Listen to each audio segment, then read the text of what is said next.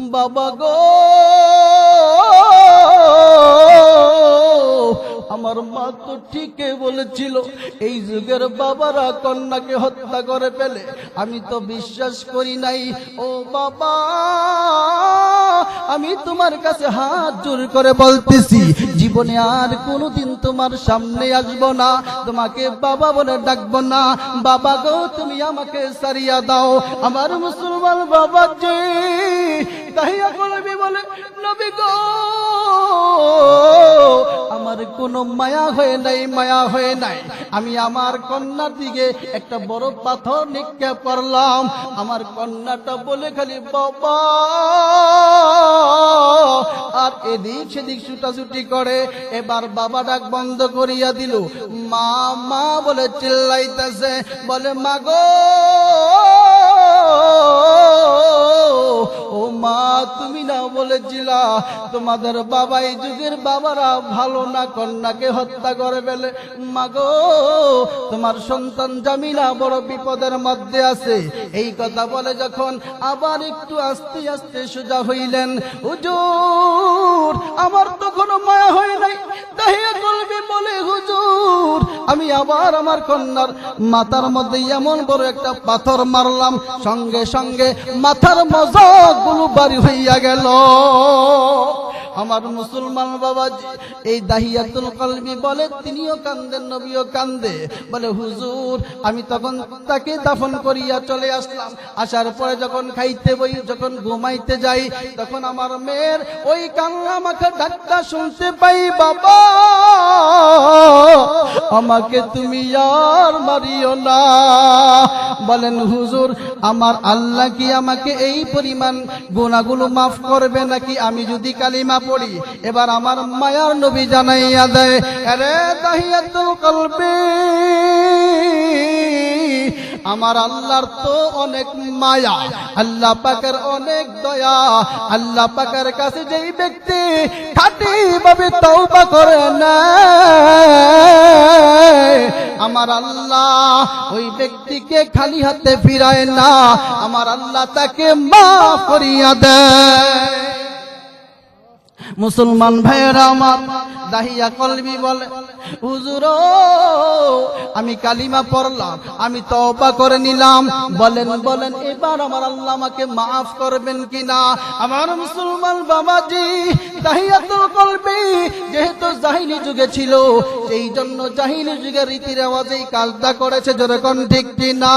আরে মুসলমান বাবাজি, যখন তিনি চূড়ান্ত ভাবে তওবা করে ফেললেন, এবার আল্লাহর নবীর কাছে আল্লাহ তাআলা জিবরাইলকে পাঠাইয়া সংবাদ দিয়া দিলেন, ও জিবরাইল যাও রে যাও, আমার হাবিবকে জানাইয়া দাও, আমার হাবিবকে শুনাইয়া দাও, এই দাহিয়া কলবি খাঁটি তওবা করার কারণে আমি আল্লাহ তাকে মাফ করিয়া দিলাম।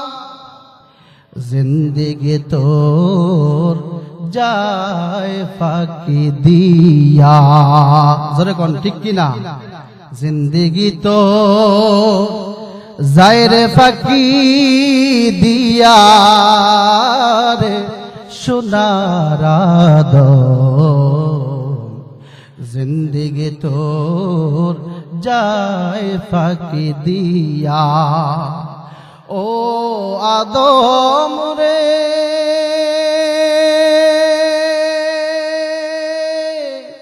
পাক দড়িয়া গেছে দাড়ি, দন্ত আছে গোটা চারি, সমন জারি দিয়াছে করিয়া রে সোনার আদম, জিন্দেগি তোর যায় ফাঁকি দিয়া, জিন্দেগি তো যায় রে ফাঁকি দিয়া রে সোনার আদম, জিন্দেগি তোর যায় ফাঁকি দিয়া। ও আদম রে,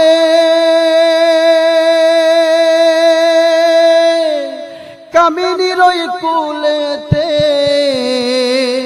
কাল ঘুমেতে রইলি তুই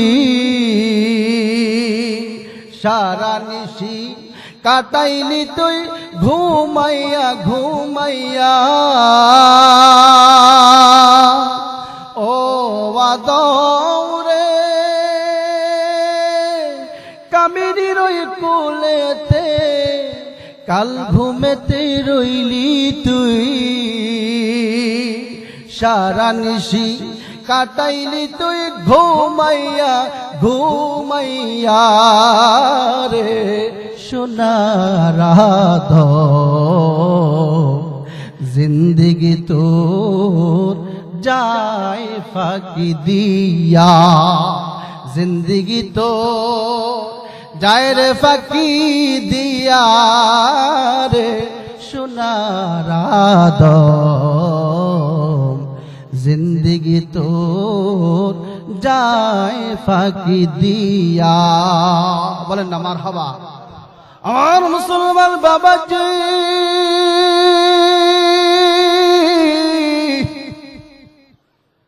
মুসলমান বন্ধু রে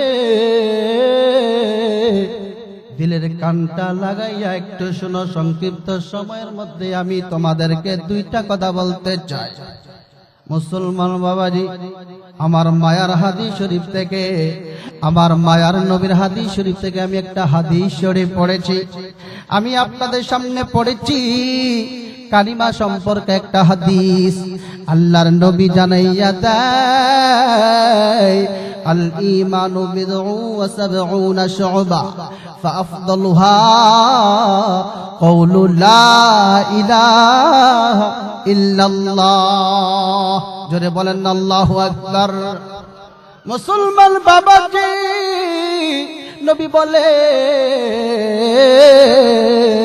যেই ব্যক্তি একবার এই কালিমাটা পড়বে কয়বার একবার এই কালিমাটা পড়বে আল্লাহ তাআলা তার জীবনের সব গুনাহ মাফ করিয়া দিবে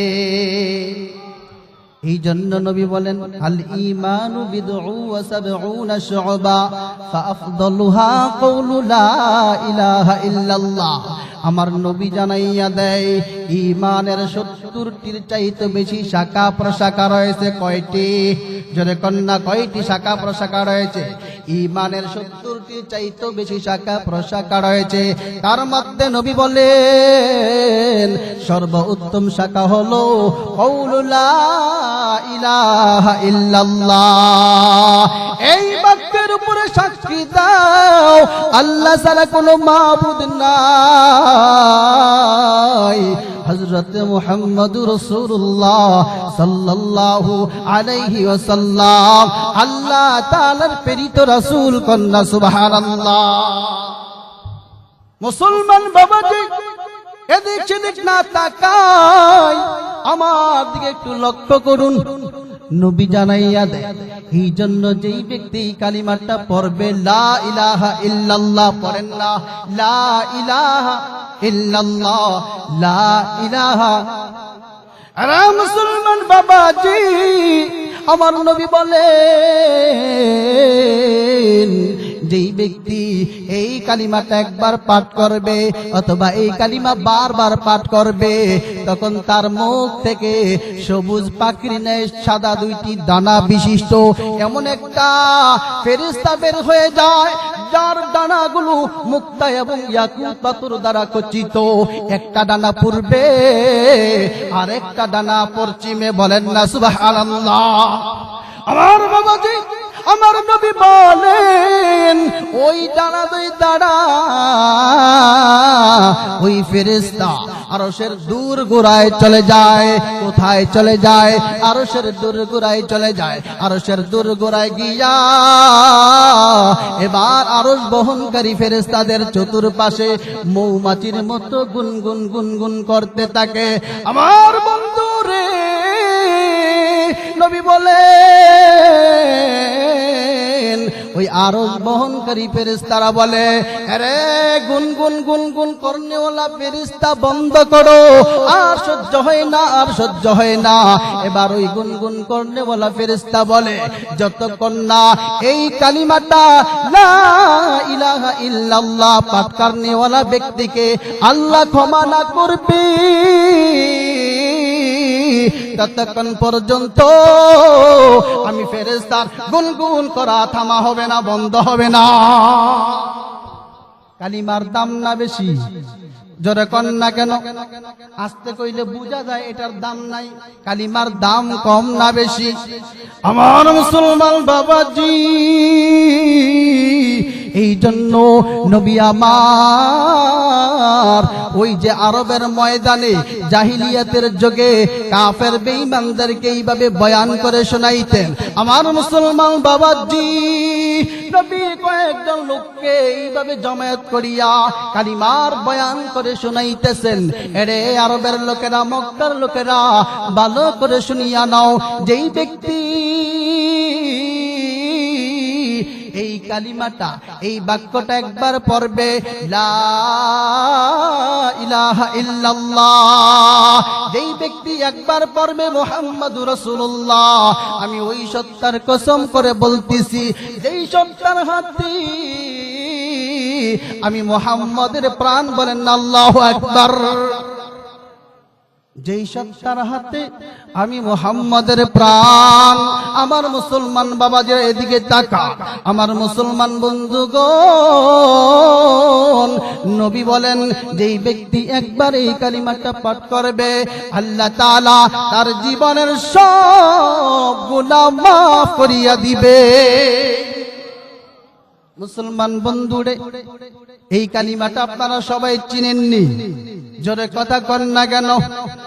আমার মায়ার নবী যখন এই কালিমাটা পড়ার কথা শোনাইয়া দিলেন, ফজিলত শোনাইয়া দিলেন, সাহাবায়ে কেরামরা উপকৃত হয়ে গেল। এবার তারা কালিমা পড়ে মুসলমান হয়ে গেল। আমার মুসলমান বাবাজি, প্রতিমধ্যে একজন সাহাবী দূরে বসে বসে কান্না করে। আমার নবীর কানের মধ্যে শব্দটা চলে আসলো, আরে কি রে সাহাবী, কে ওদিকে কান্না করে? বলে, নবী গো, সাহাবী কেন কাঁদো, কি তোমার নাম? সাহাবী বলে, নবী গো, আমি বড় দুঃখে কাঁদি।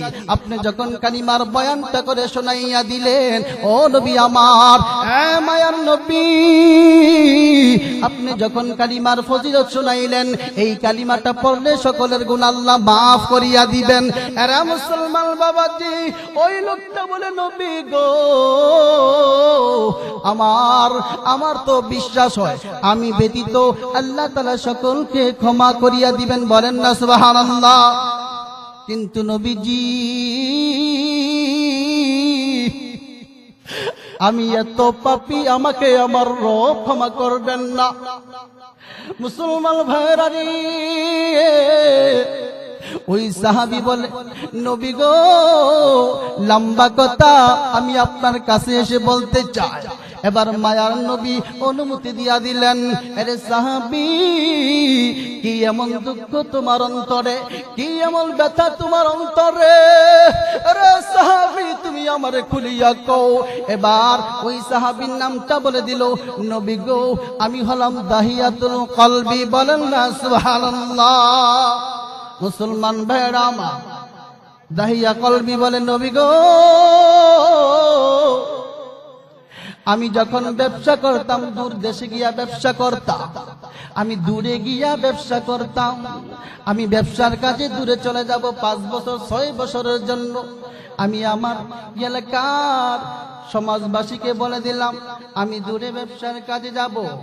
আরে নবীর উম্মতের দল, একটু ভালো করিয়া শুনিয়া নাও। নবীর কাছে সাহাবী বলতেছে, নবী গো,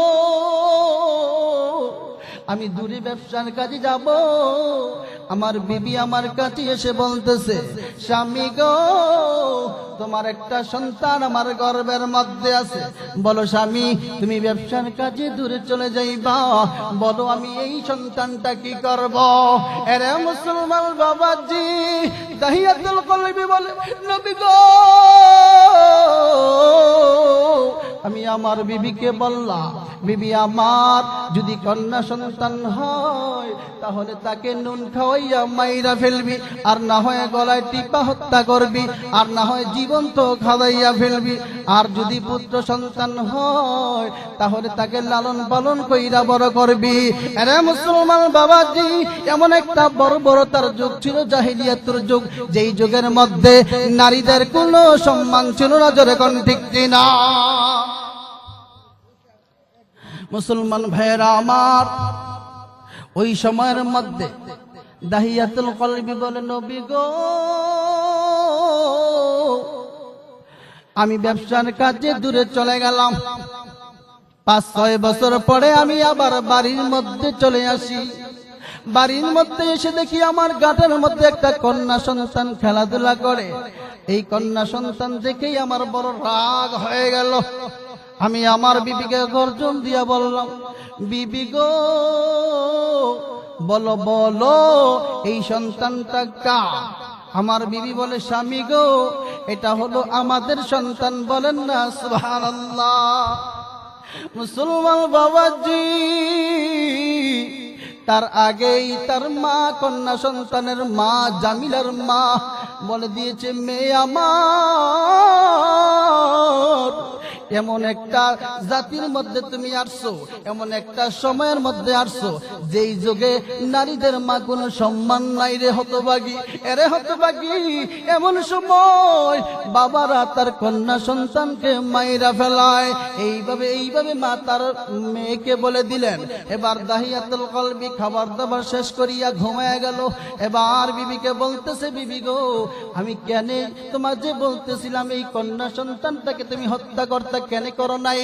বিবি বলে, স্বামী আমার, আমি যখন কন্যা সন্তানটা হইল আর কন্যা সন্তানটাকে মারার জন্য যখন গলার মধ্যে হাত দিয়েছি, তখন দেখলাম আপনার চেহারা তার চেহারার মধ্যে দেখা যায়। বলেন না সুবহানাল্লাহ। মুসলমান বাবাজি আমার, একটু খেয়াল করে শুনুন। আরে মুসলমান বাবাজি, দাহিয়াতুল কলবি বলে, নবী গো, আমি রাতের মধ্যে ঘুমায় গেলাম, স্বপ্নে দেখি আমাদের গোত্রের পাদ্রী বলে, এ দাহিয়া কলবি, তুই কি আমাদের ধর্মের মধ্যে চুনকালি লাগাবি? আমাদের বংশের দ্বারা রাখতি না? তোর কন্যা সন্তানটা এখনো কেন হত্যা করস নাই? তখন আমার আর কোনো ঘুম হয় নাই। আমি জলদি করে উঠিয়া গেলাম এবং রাতের মধ্যে প্ল্যান করলাম কিভাবে আমার কন্যা সন্তানটাকে আমি হত্যা করব। পরের দিন সকালে যেই প্ল্যান সেই কাজ। বিবিকে বলতেছে, স্বামী গো, বিবি গো, এই সন্তানটাকে সাজাইয়া দাও, আমি তাকে নিয়া দাওয়াত খাওয়ার জন্য যাব। আমার মুসলমান বাবাজি একটু এদিকে তাকান, দাওয়াত খাওয়ার জন্য যাব। বিবি তো মনের আনন্দে এবার কন্যাটাকে সাজাইয়া দিলেন। আবার দাহিয়া কলবি বলে, হুজুর, আমি আমার বিবিকে দেখাইবার জন্য, আমার কন্যা সন্তান যখন সুন্দর কাপড় পরেছে আমি তাকে আদর করতেছিলাম। আমার মুসলমান বাবাজি, দাহিয়াতুল কলবি বলে, নবী গো, আমার বিবি মনের আনন্দে আমার কন্যাটা জামিলাকে সাজাইয়া দিলেন। আমার জামিলা আমার কাছে এসে বলে, ও মা, তুমি না বলেছ এই যুগের বাবারা কন্যা সন্তানকে জীবন্ত হত্যা করে ফেলে? ওই গো মা, কই আমার সন্তান? আমার বাবা তো এত ভালো একটা বাবা, আমার বাবা তো আমাকে মারে নাই, আমার বাবা আমাকে হত্যা করবে নাই, আমার বাবা তো আমাকে দাওয়াত খাওয়াইবার জন্য নিয়ে যাচ্ছে। আরে মুসলমান বন্ধু, দাহিয়াতুল কলবি বলে, হুজুর আমি আমার মেয়েকে নিয়ে রওনা হয়ে গেলাম, আমার বিবি তাকাইয়া রইছে। যখন আমি আমার বিবির আড়ালে চলিয়া গেলাম, দূরে গিয়া মরুভূমির মধ্যে আমার কন্যা সন্তানটাকে দাঁড় করাইয়া তাকে মারণ যায় এমন একটা গর্ত আমি খনন করতেছি। আমার বিবিটা দেখে নাই, কিন্তু আমার বাচ্চাটা কন্যা সন্তান এক পাশে দাঁড়াইয়া রইছে। আমি যখন এই রৌদ্রের মধ্যে আমি গর্ত করতেছি, আর মাটি এসে আমার দাড়ির মধ্যে পড়ে, শরীরের মধ্যে পড়ে। বলে, হুজুর আমার কন্যা জামিলা এই মাটিটি পরিষ্কার করিয়া দেয়, তার গায়ের জামা দিয়া পুষিয়া দেয়, আর বলে, বাবা গো এত কষ্ট কেন করো গো বাবা, একটু জিরাইয়া লও। বলে, হুজুর আমার শরীরের মধ্যে কোনো মায়া হইল না, আমার গর্ত করা শেষ। এবার আমার জামিনাকে আমি বললাম, মাগো দেখো তো গর্তটা সুন্দর হয়েছে কিনা। আমার মুসলমান বাবাজি যখন জামিলা ওই গর্তটা দেখতে আসলো, এই মুহূর্তে পিছন দিয়া জামিলার বাবা দাহিয়াতুল কলবি ধাক্কা মেরে তার কন্যাকে গর্তের মধ্যে ফালাইয়া দিল।